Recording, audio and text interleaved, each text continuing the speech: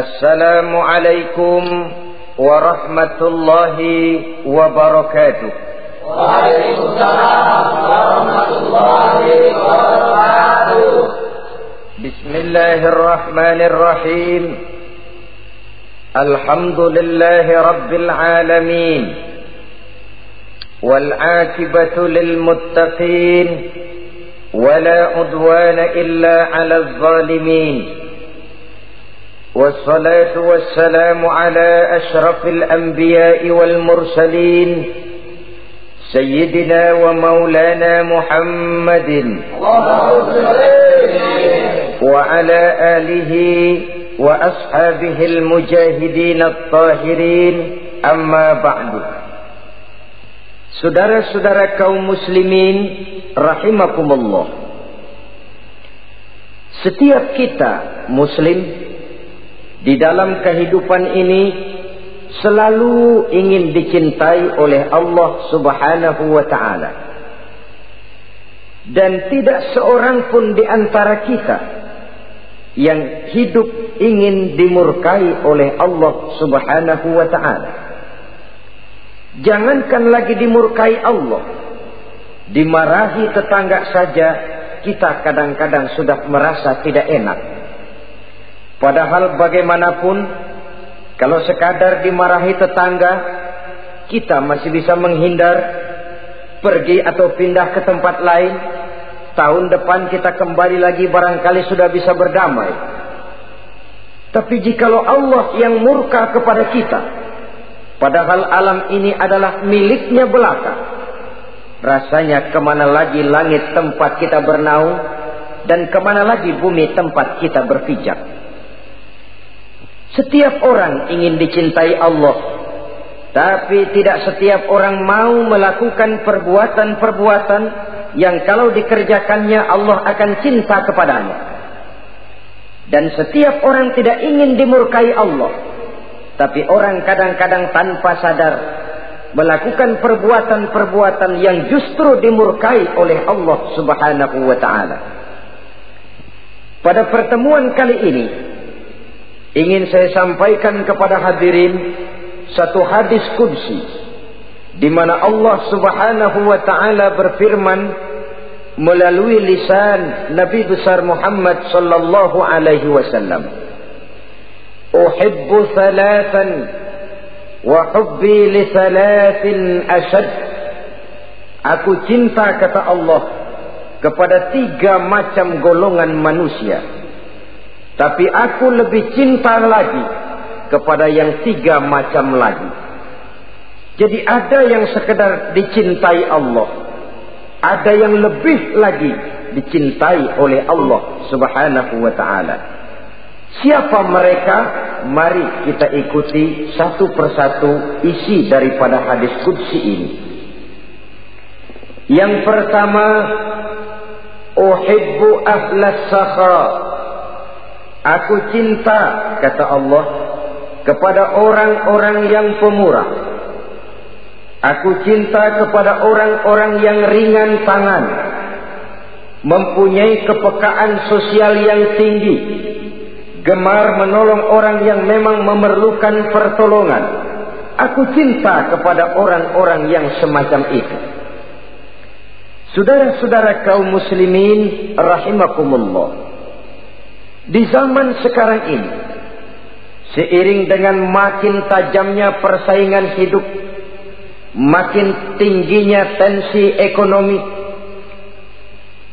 antara tenaga kerja yang masuk pasaran dengan lapangan kerja yang tersedia jauh dari memadai, gaya hidup orang sumsumtip, semakin individualis. Timbullah sikap hidup elu-elu, gua-gua. Kepekaan sosial mulai lentur dan luntur, tapi tidak terwujud di dalam kehidupan sehari-hari. Padahal agama mengajarkan Allah cinta kepada orang-orang yang bermurah tangan, gemar melakukan pertolongan, peka melihat penderitaan dan kesulitan orang lain. Adalah Allah melebihkan rezeki sebagian kita dari yang lain. Dimaksudkan untuk saling tolong menolong, bahu-membahu dan bantu-membantu. Sehingga dengan demikian, apa yang disabdakan Nabi dalam hadis, Ar-Rahimuna yarhamuhumur Rahman, irhamu ahlal ardi yarhamkum man fis sama. Orang-orang yang punya sifat belas kasih akan dikasihi oleh Allah Subhanahu wa ta'ala. Sayangi yang di permukaan bumi, nanti yang di langit akan sayang kepadamu, akan turun rahmahnya kepada kita bersama. Alangkah nikmatnya kehidupan ini, jikalau yang berkuasa menyayangi yang lemah lalu melindunginya, jikalau yang alim menyayangi yang awam lalu membimbingnya, jikalau yang kaya menyayangi yang miskin lalu mengulurkan tangan memberikan bantuannya, akan terciptalah rahmah dalam kehidupan. Tapi jikalau sebaliknya, yang berkuasa malah menindas dan menekan yang lemah, yang alim malah membodoh-bodohi yang memang sudah bodoh, sementara yang kaya menyantap yang miskin, akan terjadilah bala dan bencana dalam kehidupan. Bukan lagi rahmah yang turun, melainkan azab akan menimpa kita secara keseluruhan. Begitulah, terdapat tirai halus yang memisahkan kita dari konsep ajaran agama kita yang luhur. Agama mengajarkan yadul ulya khairun min yadis sufla, bahwa tangan di atas lebih baik daripada tangan yang di bawah. Orang yang memberi lebih baik daripada orang yang menerima. Tapi yang kita praktekkan, kita selalu berada pada posisi tangan di bawah, menjadi umat yang manja, yang lemah, padahal bukan tidak punya potensi, tapi mungkin karena kita tidak pandai menginventarisir potensi. Kadang-kadang ada panitia pembangunan masjid, membangun masjid, meletakkan batu pertama sekaligus jadi batu terakhir. Setelah itu la yamutu wa la yahya, hidup tidak kelihatan geraknya, mati pun tidak ketahuan kuburannya. Masjid impoten, pesantren terbengkalai, majelis taklim terlunta-lunta, rumah sakit Islam tak kunjung selesai. Tidak adakah orang Islam yang kaya? Banyak. Tidak adakah orang Islam yang punya posisi kunci, posisi basah, posisi menentukan? Banyak. Secara jujur kita harus berkata, yang belum banyak ialah yang mau berbuat atas nama dan demi kepentingan agamanya. Kita juga bukan tidak punya potensi. Kita tidak pandai menginventarisir potensi untuk kepentingan dan kemaslahatan kita bersama. Saudara-saudara kaum muslimin rahimakumullah. Dengan demikian, kita bisa lihat dalam kehidupan sehari-hari di masjid misalnya. Itu kalau hari Jumat kadang-kadang kita sengaja mau berangkat sholat Jumat tidak bawa uang. Maka yang paling lancar di masjid, kotak. Saudara boleh lihat kotak itu. Dari sudut ke sudut hampir tidak pernah macet. Lancar betul jalannya. Sekali macet, kotak. 50, 100. Wajar kalau masjid-masjid kita lalu impoten. Bagaimana akan mengadakan kegiatan kalau tidak ada dana? Oleh karena itu pada kesempatan ini saya ingin mengetik, berbahagialah kita jikalau oleh Allah Subhanahu wa ta'ala diberikan kepercayaan berupa titipan, wa mal malu wal banuna illa wadai'. Harta dan anak-anak tidak lain satu titipan dari Allah Subhanahu wa ta'ala. Dan pada satu saat titipan itu akan diambil oleh yang empunya. Allah cinta kepada orang-orang yang pemurah. Allah akan memberikan balasan yang berlipat ganda. Kalau saudara bersedekah kepada anak yatim, bukan si yatim itu yang akan membalasnya.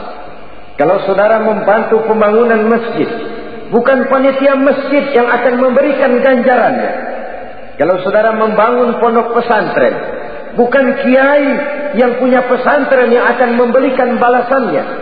Allah Subhanahu wa ta'ala melalui jalan yang tidak kita sangka-sangka melalui jalan yang dalam istilah Quran disebut min haitsu la yahtasib, melalui jalan yang tidak pernah kita hitung, kita sangka sama sekali. Jalan gaib yang hanya Allah saja yang maha tahu. Sebaliknya, wa hubbi lil faqir as-sakhi asad, kata Allah. Aku cinta kepada orang-orang yang pemurah, tapi aku lebih cinta lagi kepada orang-orang miskin yang pemurah. Orang kaya pemurah, Allah cinta. Orang miskin pemurah, Allah lebih cinta. Kenapa? Kalau orang kaya sedekah 5.000 rupiah misalnya, orang miskin pun sedekah 5.000 rupiah, sama jumlahnya, sama ikhlasnya, sama halalnya, tapi besarnya pahala lebih besar sedekah si miskin yang 5.000 rupiah itu ketimbang si kaya yang juga 5.000 rupiah. Kenapa maka demikian?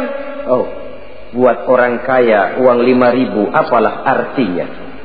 Tapi buat si miskin, untuk jumlah 5.000 itu dia harus peras keringat, banting tulang, pergi pagi, pulang sore, kaki jadi kepala, kepala jadi kaki. Tapi kok dia berani bersedekah sejumlah sedekahnya orang kaya. Ini yang dinilai oleh Allah Subhanahu wa ta'ala. Saudara-saudara kaum muslimin rahimakumullah, sifat inilah yang dahulu dicontohkan oleh baginda Rasul. Bahkan apa yang beliau sedekahkan kepada orang lain biasanya adalah sesuatu yang lebih baik dari apa yang beliau pakai sendiri. Watak ini yang diikuti oleh generasi sahabat. Kita ambil contoh ketika terjadi perang Tabuk misalnya. Datanglah Sayyidina Abu Bakar Siddiq, membawa seluruh harta bendanya disumbangkan di jalan Allah. Melihat ini Nabi bertanya, hal tarakta li ahlika syai'an ya Abu Bakar? Wahai Abu Bakar, begini banyak harta yang kau infakkan fi sabilillah ini, apakah buat keluargamu sudah kau tinggalkan?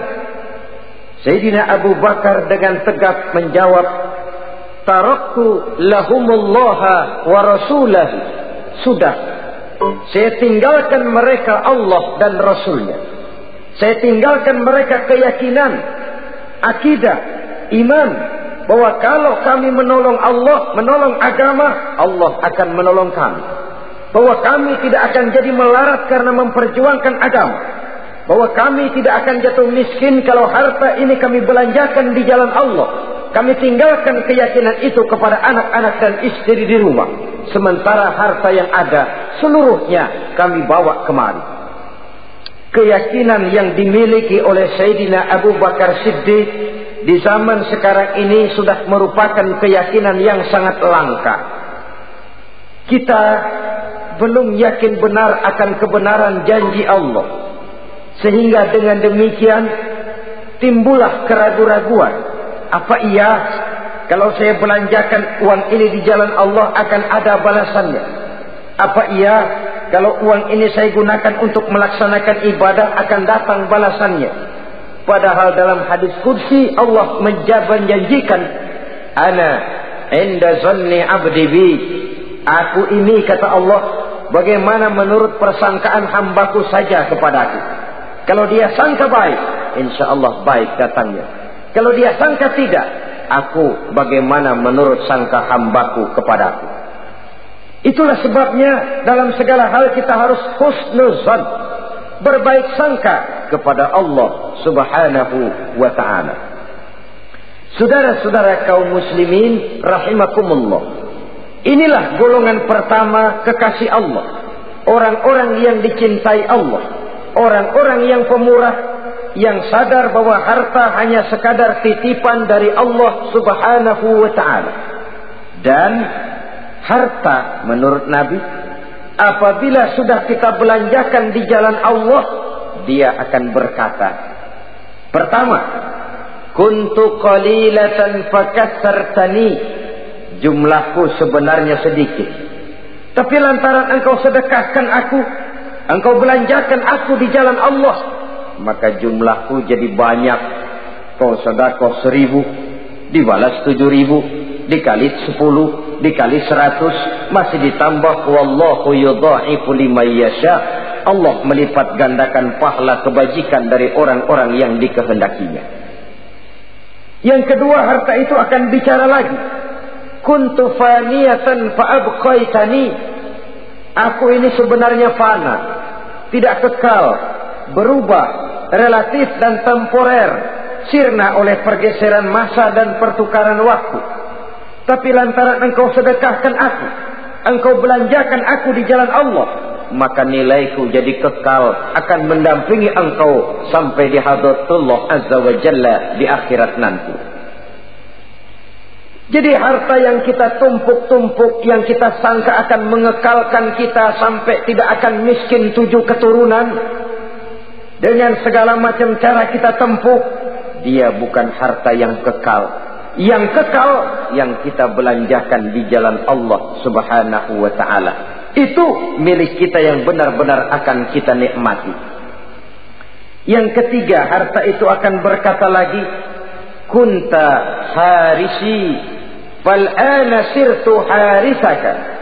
Dahulu kamulah yang menjaga saya, tapi sekarang setelah saya sedekahkan, setelah engkau sedekahkan aku, setelah engkau belanjakan aku di jalan Allah, bukan engkau lagi yang jaga aku, kata si harta, akulah yang akan menjagamu. Di dunia orang yang rajin sedekah, sedekahnya itu menolak bala, terhindar dari segala bencana dan musibah. Sementara di akhirat, sedekahnya itu akan menjadi dinding yang menjaga dia dari jilatan api neraka. Demikian harta yang sudah kita infakkan, kita belanjakan, kita sedekahkan di jalan Allah itu akan menjadi penjaga kita. Sehingga Nabi menyatakan, inna sadaqatal mar'il muslim tazidu fil umri wa tadfa'u mitatas su'i. Sesungguhnya sedekahnya seorang mukmin dapat menambah umur panjang dan menyelamatkan seseorang dari mati secara su'ul khatimah. Marilah kita melihat bahwa agama ini memerlukan kita, bahwa umat ini mengharapkan pengorbanan kita. Dengan segala kemampuan yang ada pada diri kita, mari kita menyadari bahwa harta kita yang benar-benar milik kita, sesungguhnya yang sudah kita belanjakan di jalan Allah subhanahu wa ta'ala. Saudara-saudara kaum muslimin rahimakumullah, inilah golongan pertama. Golongan yang kedua yang dicintai oleh Allah subhanahu wa ta'ala, uhibbul mutawadhi'in. Aku cinta, kata Allah, kepada orang-orang yang rendah hati, orang-orang yang membawa ilmu padi, makin berisi makin merunduk, makin di puncak makin sadar akan kelemahan dan keterbatasannya. Aku cinta kepada orang-orang yang rendah hati.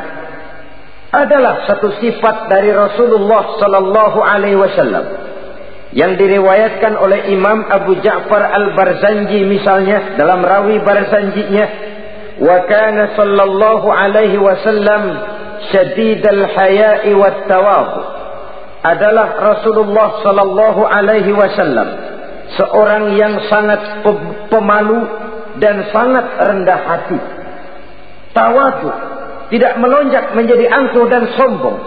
Walaupun beliau adalah asraful anbiya wal mursalin, nabi dan rasul termulia, imamul muttaqin, imamnya orang-orang yang bertakwa, rahmatan lil alamin, diutus sebagai rahmah bagi seluruh alam. Tapi tawaduknya demikian luar biasa. Ketika beliau terusir dari Mekah, kita bisa membayangkan meninggalkan kampung halaman, meninggalkan keluarga yang berbeda akidah, hijrah ke Madinah. Tapi pada lain kesempatan, ketika beliau dengan bala tentaranya masuk ke kota Mekah, dan orang-orang kafir Quraisy yang kita kenal dalam peristiwa Fathu Makkah itu, gentar hati mereka, sembunyi di dalam rumahnya masing-masing. Mereka masih ingat beberapa tahun yang silam, Dikala Nabi Muhammad dan para sahabatnya dikejar-kejar, terusir dari Mekah, hijrah ke Madinah. Sekarang Rasul kembali ke Mekah dengan segala keperkasaan bala tentaranya. Mereka berpikir, andai kata Muhammad mau saja membalas dendam, habis kita ini, habis, tidak akan tersisa. Dahulu dia kita caci maki, dahulu dia kita usir, dahulu dia kita kejar-kejar untuk kita bunuh. Sekarang kita tidak berdaya. Muhammad dengan perkasa, dengan bala tentaranya yang gagah sekarang masuk ke kota Mekah. Apa yang harus kita lakukan? Mereka menunggu dan menunggu. Dan Nabi dengan gagah masuk ke kota Mekah bersama bala tentaranya. Apa ucapan yang pertama beliau lontarkan? Pembalasan dendam? Tidak. Mencari orang-orang yang dulu mengejar, memusuhi, mengancam akan membunuhnya? Tidak. Beliau tidak teriak-teriak, mana itu Abu Jahal, mana itu Abu Lahab, mana itu Abu Sufyan, mana itu dulu orang-orang yang memusuhi saya dan sahabat saya, ayo keluar kalau berani, ha? Tidak. Pidato ucapan pertama yang keluar dari bibir yang mulia itu sungguh di luar perkiraan kufar Quraisy. Apa jawab Nabi? Pidato Nabi, al-yauma yaumul marhamah. Tuan-tuan para Quraisy, tidak usah khawatir. Hari ini adalah hari yang penuh kasih sayang. Saya masuk ke kota Makkah semata-mata untuk menunaikan ibadah. Tidak akan ada balas dendam, tidak akan ada pertumpahan darah. Siapa yang masuk ke Masjidil Haram dia aman. Siapa yang masuk ke Masjidil Haram dia tenang, tidak akan diganggu barang sedikit pun. Bersih hatinya dari balas dendam. Tidak ada watak untuk menunjukkan kepongahan pada beliau berada di puncak kejayaan. Tidak. Ini yang disebut syadidul haya wat tawadhu. Sangat rendah hati. Tidak melonjak menjadi angkuh dan sombong lantaran keberhasilan yang pernah dicapainya. Uhibbul mutawadhi'in. Aku cinta kepada orang-orang yang rendah hati. Makin berkuasa, makin rendah hati. Makin berilmu, makin rendah hati. Makin kaya, makin tawadhu. Wa hubbi lil ghaniyil mutawadhi asad. Tetapi kata Allah, aku lebih cinta lagi kepada orang-orang kaya yang rendah hati. Orang miskin tidak sombong, Allah cinta. Orang kaya tidak sombong, Allah lebih cinta. Sebabnya apa? Rasa-rasanya kalau ada orang miskin tidak sombong, memang sudah harusnya. Tapi kalau ada orang kaya, apa saja dia punya. Kebunnya ada di mana-mana, kendaraannya sejumlah keluarganya, uangnya, depositonya ada di berbagai bank, pabriknya banyak. Apa saja dia punya, tapi tidak sombong, tawadhu. Ini yang lebih dicintai oleh Allah Subhanahu wa ta'ala. Saudara-saudara kaum muslimin rahimakumullah.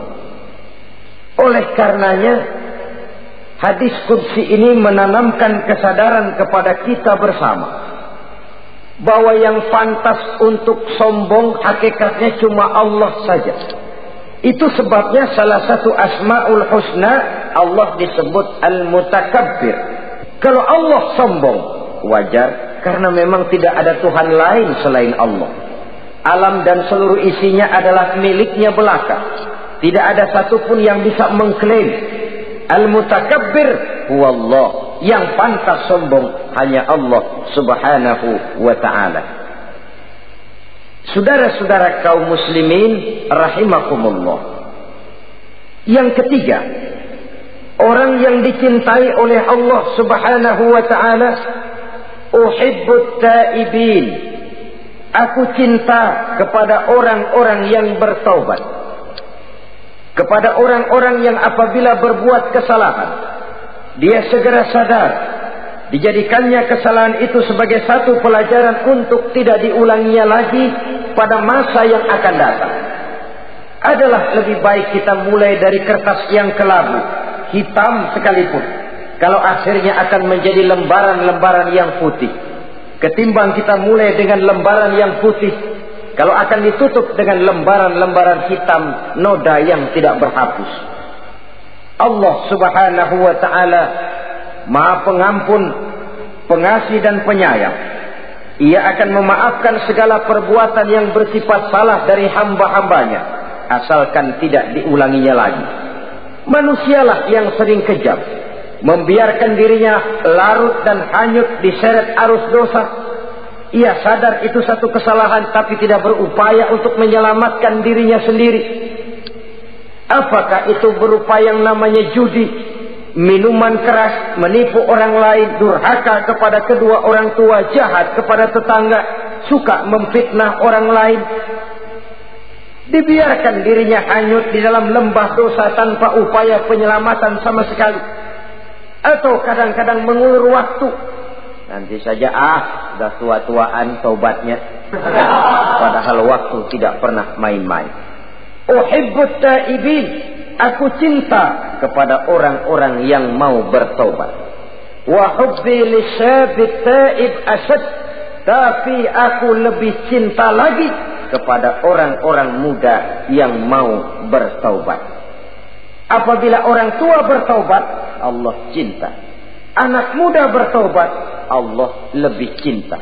Dalam usia mudanya, di mana darah masih mengalir dengan panas, sejuta khayal dan keinginan masih bersemi di dalam benaknya, dia sanggup blokir semua itu, disalurkannya di jalan Allah. Allah cinta sekali kepada orang-orang semacam itu. Saudara-saudara kaum muslimin rahimakumullah, kalau tadi sudah saya jelaskan 3 golongan orang-orang yang dicintai Allah, yakni para kekasih Allah. Orang-orang yang pemurah, gemar memberikan pertolongan. Kemudian yang kedua, orang-orang yang rendah hati. Dan yang ketiga adalah orang-orang yang suka bertaubat. Maka kemudian hadis qudsi ini dilanjutkan oleh Allah Subhanahu wa ta'ala dengan menjelaskan lawanan dari 3 golongan tadi. Kalau 3 golongan tadi adalah orang-orang yang dicintai Allah, maka 3 golongan yang berikutnya adalah mereka yang dibenci, dimurkai oleh Allah Subhanahu wa ta'ala. Siapa mereka? Jumlahnya juga 3, lawanan dari yang 3 tadi pertama. Yang pertama, saudara-saudara, abghadul bukhala, aku benci, kata Allah, kepada orang-orang yang bakhil, orang yang kikir, orang yang diberikan amanah berupa harta, lalu tidak tersentuh hatinya melihat kesulitan dan penderitaan orang lain. Tetangganya meratap dan merintih kelaparan, sementara ia dengan tenang berpangku tangan, padahal ada kelebihan rizkinya. Ia tahu kesulitan orang lain, tapi ia tidak berusaha mengulurkan tangan memberikan bantuan. Kenapa seseorang bisa terjebak ke dalam penyakit bakhil bin kikir alias pelit seperti ini? Oleh karena harta benda dunia itu sudah berakar kuat di hatinya. Tidak mau lepas lagi ia dari sana. Tidak mau berpisah ia dengan harta itu walau sedikit jua pun. Dan memang para ulama sufi mengajarkan, orang kaya itu ada 2. Ada orang kaya hakiki, ada orang kaya majazi. Orang kaya hakiki, orang kaya sebenarnya adalah orang yang kaya hatinya. Luas cakrawala pandangannya, terbentang nuansanya, tidak cuplik melihat karunia yang diberikan Allah dalam kehidupan ini. Orang yang kaya hati, inilah orang kaya hakiki. Adapun orang kaya majazi adalah orang yang banyak hartanya tapi miskin hatinya. Hidupnya sudah melimpah tapi ia selalu merasa kurang, maka ia tidak pernah cukup. posisinya sudah kaya, tapi ia masih merasa miskin, maka ia pun selalu miskin. Imam Ghazali rahimahullah memberikan contoh yang indah. Perjalanan hidup manusia sama dengan naik kapal laut yang besar menuju pulau bernama akhirat, mencapai pantai surga bahagia. Kapal ini akan singgah di satu pulau bernama dunia. Para penumpang diperbolehkan turun, tapi sebelumnya diingatkan lebih dahulu bahwa ini cuma sekedar tempat transit. Di dunia, di pulau yang bernama dunia, para penumpang boleh mengambil apa yang memang diperlukan untuk bekal dalam perjalanan. Tapi jangan lupa bahwa kapal akan melanjutkan perjalanan menuju kepulauan akhirat yang kekal dan abadi. Maka turunlah para penumpang ke pulau yang bernama dunia ini. Macam-macam tingkah lakunya ketika mereka menjejakkan kaki ke pulau dunia. Ada yang tetap sadar kepada pesan nakoda. Dia turun ke pulau yang bernama dunia, yang hijau, ranau, indah, memikat, mempedaya, mempesona. Tapi ia tetap sadar, ini cuma tempat transit. Ini cuma tempat persinggahan sementara. Bukan ini tempat yang akan saya tuju. Kapal akan segera berangkat. Saya harus bersiap-siap. Diambilnya apa yang diperbolehkan di pulau bernama dunia sebagai bekal menuju perjalanan akhirat. Dan setelah itu dia segera kembali ke kapal untuk melanjutkan perjalanannya. Ada pula penumpang yang lalai. Ketika turun ke pulau bernama dunia ini, ia lupa kepada pesan sang nakoda. Ia terpedaya oleh hijau ranaunya kepulauan dunia. Ia terpikat oleh gemerlapnya kehidupan dunia. Sibuklah seluruh waktunya untuk mengambil segala yang ada di kepulauan dunia ini. Ia menyangka bahwa ia sudah sampai kepada tujuan yang sebenarnya. Dikala peluit kapal berbunyi, pertanda kapal akan segera berangkat, rupanya baru sadar dia bahwa ini bukan tujuan yang sebenarnya. Ia berusaha kembali ke kapal, walaupun masih bisa ikut naik kapal, tapi sayang tempatnya sudah ditempati oleh orang lain. Inilah contoh dari orang-orang yang kehidupan dunia telah melalaikan mereka daripada tujuan akhirat. Yang lebih celaka adalah nasib penumpang ketiga. Mereka yang tertinggal sama sekali di kepulauan dunia ini. Mereka lah orang-orang kafir, orang-orang munafik, orang-orang musyrik. Bagi mereka surgalah dunia ini. Bila kehidupan dunia berakhir, berakhir pula lah surganya sampai di situ. Ia menyangka sudah sampai kepada terminal akhir, padahal cuma sekedar halte, tempat di mana kapal singgah sebentar saja untuk melanjutkan perjalanan menuju kepulauan akhirat yang kekal dan abadi.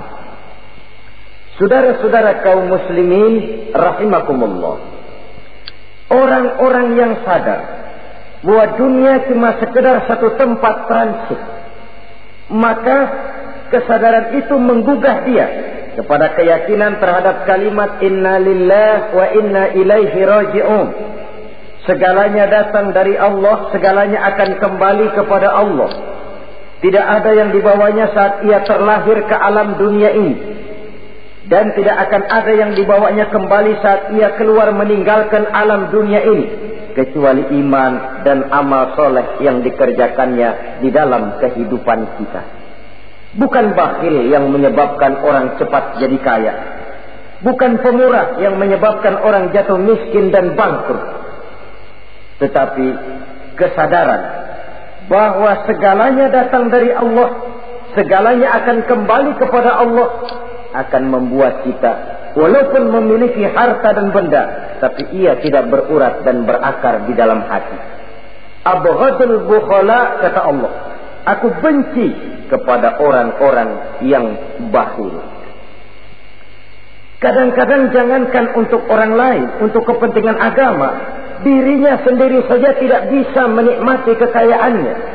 Kaya dia sebenarnya, tapi dia tidak sadar akan kekayaannya. Lebih celaka lagi, dia tidak tahu untuk apa kekayaan itu akan dipergunakan. Lahirnya mazhab materialisme, hidup serba cukup, serba ada, seperti yang kita lihat di negara-negara yang makmur, di Eropa bagian barat misalnya. Keluarga-keluarga jet set yang akhirnya bingung karena kebanyakan harta. Kalau kita di timur umumnya bingung karena tidak punya harta. Di sana orang bingung karena kebanyakan harta, mau diapakan harta itu. Akhirnya timbullah gaya hidup yang aneh-aneh. Membentuk klub-klub nudis terlepas dari pergaulan dunia ramai. Bergerombol tidur di goa-goa. Padahal rumahnya macam istana, kamarnya 37, ada kolam renang, ruangan ber-AC. Kemana pergi mobil sejumlah keluarga, dari merek-merek yang mewah, keluaran mutaakhir. Tidak puas mobil punya kapal pesiar, kapal laut. Tidak cukup kapal laut punya kapal pesawat terbang pribadi. Apa yang dimau uangnya bisa bicara. Tapi akhirnya lalu sampai kepada titik jenuh. Sampai kepada yang namanya frozen emotional attitude. Dan sikap bakhil inilah yang pada akhirnya mendorong seseorang untuk sampai kepada tingkat yang disebut tamak, rakus, serakah. Dan mental semacam ini tidak hanya membahayakan bagi pribadi yang punya watak, tapi juga bagi lingkungan, bagi masyarakat, bahkan dalam skopnya yang luas, bagi pertumbuhan suatu bangsa, bagi pertumbuhan suatu negara. Sikap-sikap tamak, rakus, serakah, mau menang sendiri, mau kuasa sendiri, mau basah sendiri, mau kaya sendiri, persetan dengan orang lain, adalah sikap-sikap yang tidak saja bertentangan dengan ajaran agama kita, tapi juga bertentangan dengan falsafat dasar kehidupan bangsa kita, yakni Pancasila. Saudara-saudara kaum muslimin rahimakumullah. Lawanannya kemudian Allah menyatakan, wa bughdi lil ghaniyil bakhil asyad. Aku benci kepada orang yang bakhil, tapi aku lebih benci lagi kepada orang-orang kaya yang bakhil. Kalau orang miskin pelit, barangkali masih orang berkata pantaslah dia tuh pelit, miskin. Tapi kalau kaya, bakhil, kaya, pelit, rasanya orang menyayangkan. Apa saja dia punya, tapi bakhil, pelit, tidak sadar bahwa itu adalah amanah Allah yang satu saat akan dimintakan pertanggungan jawab di padang mahsyar nanti. Inilah golongan pertama yang dibenci oleh Allah Subhanahu wa ta'ala. Golongan yang kedua, abghadul mutakabbirin. Aku benci kepada orang-orang yang sombong. Baik sombong oleh karena kekuasaan, kekuatan, wewenang, jabatan. Baik sombong oleh karena ilmu pengetahuan, skill, keahlian, kemampuan. Baik sombong oleh karena harta benda dan kekayaan. Sombong dalam segala bentuknya tidak disenangi oleh Allah Subhanahu wa ta'ala. Inilah yang saya maksud tadi dengan membawa ilmu padi seharusnya. Semakin berisi, semakin merunduk. Sebab pepatah orang-orang tua kita bilang, air beriak tanda tak dalam, tong kosong bunyinya nyari. Orang belajar silat kalau baru dapat 2-3 jurus memang genit, bukan main. Sesuatu yang barangkali sudah lumrah dalam kehidupan. Tapi yang diajarkan oleh agama, abghadul mutakabbirin, aku benci kepada orang-orang yang sombong. Al-Quran syarat dengan contoh-contoh, baik dari perjalanan sejarah, baik dari perjalanan para hidup para nabi dan para rasul, seluruhnya merupakan tamsil, contoh dan ibarat bagi kita bersama. Fanzuru kaifa kana akibatul mukazzibin. Fanzuru kaifa kana akibatul mujrimin. Berjalanlah kamu di permukaan bumi, lihat bagaimana akibat yang diderita oleh para pendusta. Lihat bagaimana akibat yang diderita oleh para pembuat dosa, oleh orang-orang yang sombong, angkuh, congkak dan takabur. Mereka satu demi satu mengalami kehancuran, tenggelam di perut sejarah. Kurang apa Fir'aun? Kurang apa Raja Namrus? Kurang apa Raja Abrahat? Tentaranya gagah perkasa, kekuasaannya luas, istananya megah dan besar, pengawalnya gentayangan di mana-mana, intelnya selalu siap siaga menjaga keamanan. Sang raja diraja, entoh waktu berputar masa beredar, tenggelam oleh perputaran waktu dan peredaran zaman. Tidak ada satu keabadian dalam kehidupan ini. Akankah kita melahirkan Fir'aun kelas baru, Namrud di zaman modern, Abrahat gaya kini, yang semakin berada di puncak kekuasaan semakin lupa diri dan lupa daratan, menjadi orang yang hanya mau benar sendiri, adil sendiri, makmur sendiri, tidak peduli menari di atas bangkai dan penderitaan orang lain? Akankah kita melahirkan korun gaya baru yang sombong oleh karena harta kekayaan yang berlipat ganda? Ataukah kita akan melahirkan barsisul abid gaya baru yang sombong oleh karena ilmu pengetahuan yang dimilikinya? Marilah kita menyadari al-mutakabbir huwa Allah. Yang pantas, boleh dan sombong, wajar untuk sombong, cuma Allah subhanahu wa ta'ala. Abghadul mutakabbirin, aku benci kepada orang-orang yang sombong. Saudara-saudara kaum muslimin rahimakumullah, lawanannya kata Allah, selebihnya wa bughdi lil faqiril mutakabbir asyad. Tetapi kata Allah, aku lebih benci lagi kepada orang miskin yang sombong. Ini yang sudah tidak punya pilihan. Orang pintar sombong barangkali lumayan, goblok sombong minta ampun. Pejabat sombong barangkali karena punya pangkat. Rakyat sombong, apa yang mau disombongi? Orang kaya sombong barangkali karena kekayaannya. Melarat, miskin, sombong, minta ampun. Sebab itu kata Allah, aku benci kepada orang-orang sombong, tapi aku lebih benci lagi kepada orang-orang miskin yang sombong. Hadis qudsi ini tentu saja memberikan satu kesadaran rohani yang paling dalam pada kehidupan kita setiap pribadi muslim, bahwa kita sejauh yang bisa kita lakukan hanyalah berusaha berbuat. Kita terikat oleh sunnatullah, kata kita orang beragama, hukum alam kata para ahli alam, natural of law katanya. Tapi di sebalik itu sesungguhnya segala hasil usaha, kepastian dan ketentuannya hak prerogatif dari Allah subhanahu wa ta'ala. Sehingga pada puncaknya kita akan sampai kepada la haula wa la quwata illa billah. Tidak ada daya kita, tidak ada kekuatan kita kecuali apa yang memang telah diberikan Allah. Dialah sumber daya, sumber gerak, sumber seluruh kekuatan. Dan kita manusia hanya mencapai itu kalau dikaruniai oleh Allah subhanahu wa ta'ala. Sewajarnya, makin bertambah ilmu, makin sadar kita akan kebodohan kita. Seperti yang diucapkan oleh Al-Imam Syafi'i rahimahullah, setiap tambah ilmuku, bertambah taulah aku akan kebodohanku.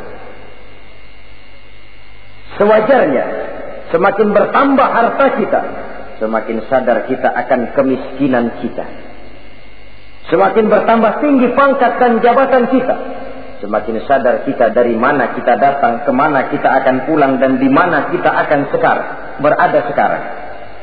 Dengan kata lain, ilmu itu, harta itu, pangkat dan kedudukan itu sesuatu yang perlu dan perlu. Tapi bukan sebagai tujuan. Semuanya cuma sekedar alat. Tujuannya apa? Jangka panjang di akhirat untuk mencapai ridho Allah. Jangka pendek di dunia ini harus menjadi rahmatan lil alamin.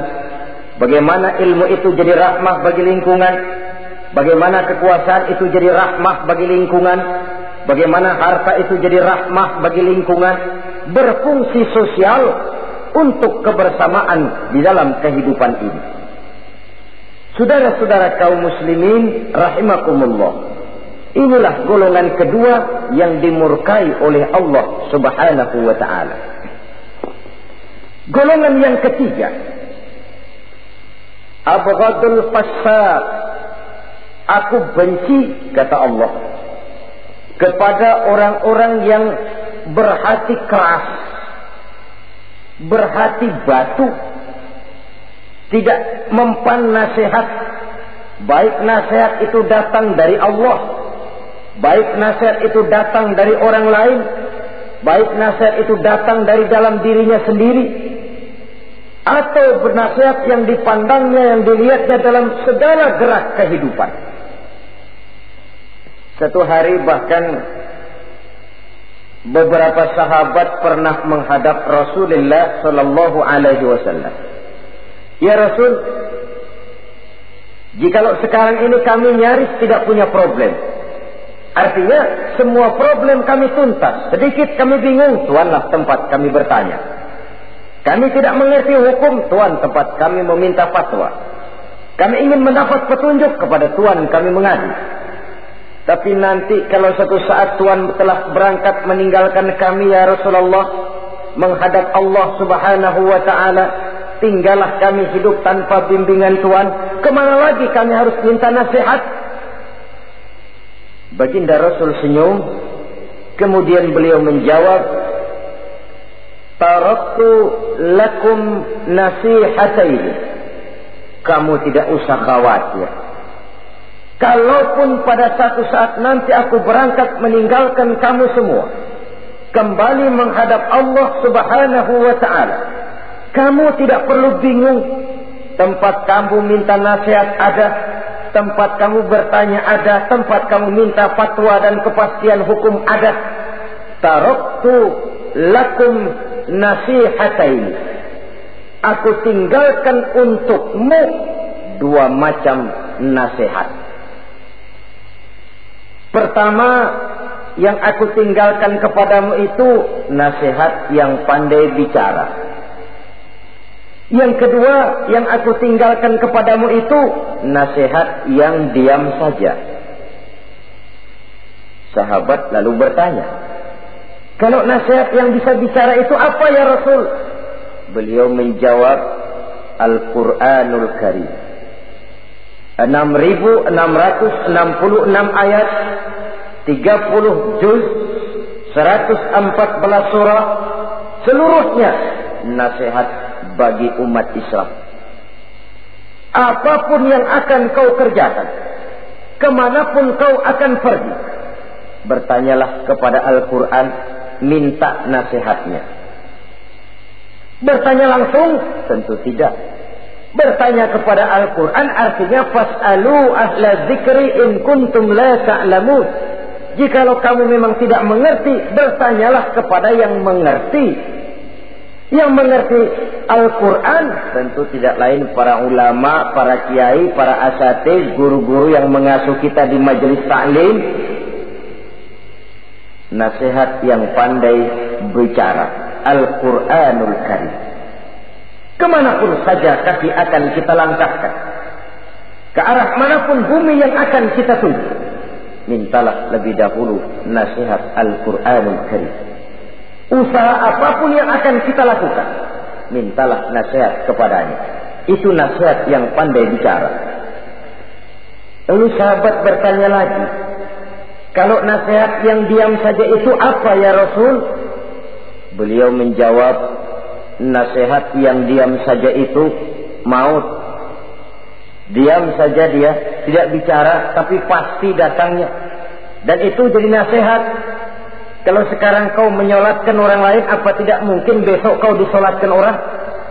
Kalau hari ini kau antar jenazah temanmu ke liang lahat, entah tahun depan, bulan depan, minggu depan, entah 5-10 tahun yang akan datang, bukankah kau yang akan diantar ke liang lahat? Kau tengoklah temanmu itu, matanya masih ada tapi sudah tidak sanggup lagi melihat. Jangankan melihat, digerakkan saja pun sudah tidak bisa. Telinganya belum kemana-mana tapi sudah tidak mampu lagi mendengar. Kakinya masih cukup tapi sudah tidak mampu untuk dipakai berjalan. Tangannya masih ada tapi tidak ada lagi yang bisa dipegangnya. Apa yang kurang kalau sudah demikian? Kau tumpuk harta kekayaan untuk 7 turunan, kau sangka kau tidak akan mati karena itu.